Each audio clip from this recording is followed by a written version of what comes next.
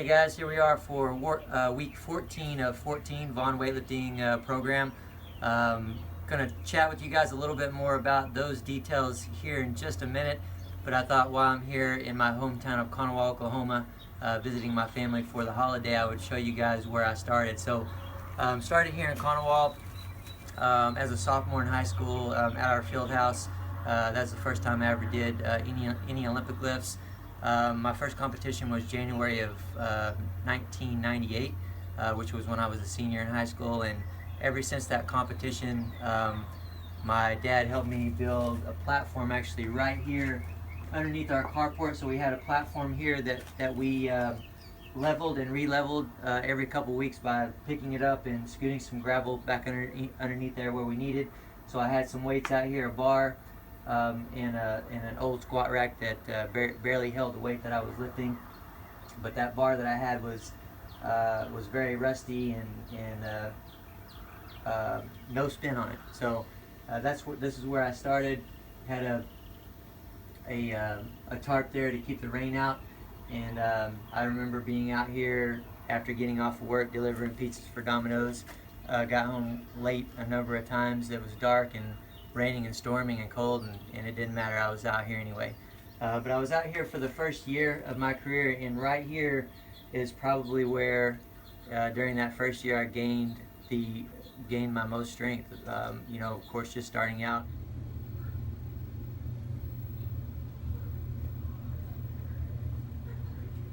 Follow me out this way. We moved it on out to my dad's shed out here. Alright, so here we are at the shed. Like I say, about a year in. My dad and my mom and dad built this.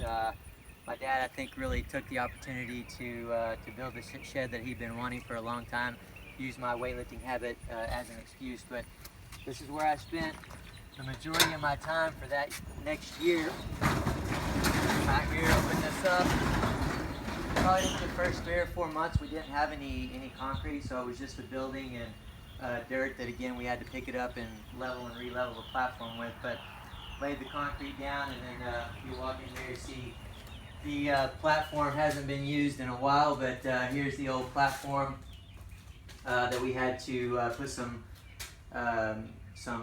shingles and stuff to level it out, because my dad and I didn't do a great job of getting this the concrete level. But here it is. I came in, and here's the radio that I used for that year. I'd come in and turn my Journey or Van Halen or Def Leppard. That's the kind of music that I would listen to. AC/DC. Those CDs that played over and over again. That I'll every time I hear that music now, it brings me back to this location where I spent all this time.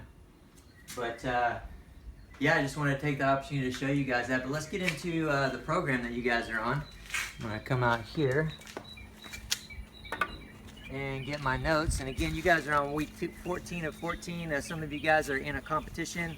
Some of you guys are just going to be testing. But I want you to be aware of a couple things that we have going on. One, during this last week, hopefully you guys have been keeping up with the mobility that we have for you, or we're calling it recovery, because that's what it really is. But the recovery and the smashing that we have going on for you after each workout. Coach Adam wanted me to make sure and remind you guys to keep doing that. Not only keep doing that, but do extra. And what that means is that the couple mobility pieces that we have at the end of the workout, keep those there. But you can also pick out anything that you feel helps you the most. For example, if there's anything, any specific area of your body that's feeling tight or hurting a little bit, well, pick out some of these things that maybe you picked out from the program or you've learned from the program, and do extra. And especially while the weights are light in the Olympic lifts or the deadlifts or any of the squats that are light this week, you can definitely do some of that smashing between sets. It's typically not recommended to smash between lifting sets, but since the weights are light, we feel that you can go ahead and do that.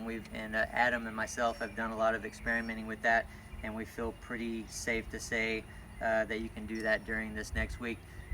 This next week in general is about recovery and stimulation. So not just recovery, but keeping you stimulated. And this extra smashing or extra recovery stuff that you can get in, any of that you can get in, will go a long ways towards both of those, recovery and stimulation. So from there we have light lifts or light lifting in the snatches and clean and jerks, or those variations, of course. A lot of that going on through this next week. So take this opportunity to really stay on top of your technique, work your technique with those light weights, keep it solid and fresh, and also the speed work that you'll get out of that.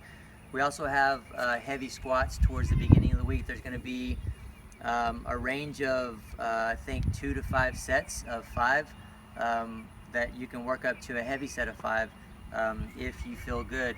Make sure you look at the notes on that. It's going to indicate for you to really try to read your body, and there's a couple of suggestions that you can follow. Make sure that if you're not feeling great, then stick to the low end of the range on the number of sets and the weights that we're asking you to use. But again, if you're feeling good, take that opportunity to go up and go for a heavy set of 5, and I'm confident that you will get some good stimulation out of that when it comes time for you to test the snatch and clean and jerk towards the end of the week. So on Tuesday of the 5-day program, don't have to really worry about this if you're on 4 or 3 day, but on the 5-day program, where you normally have a number of different things to do, you're basically only going to have a warm-up, one exercise, and the recovery piece.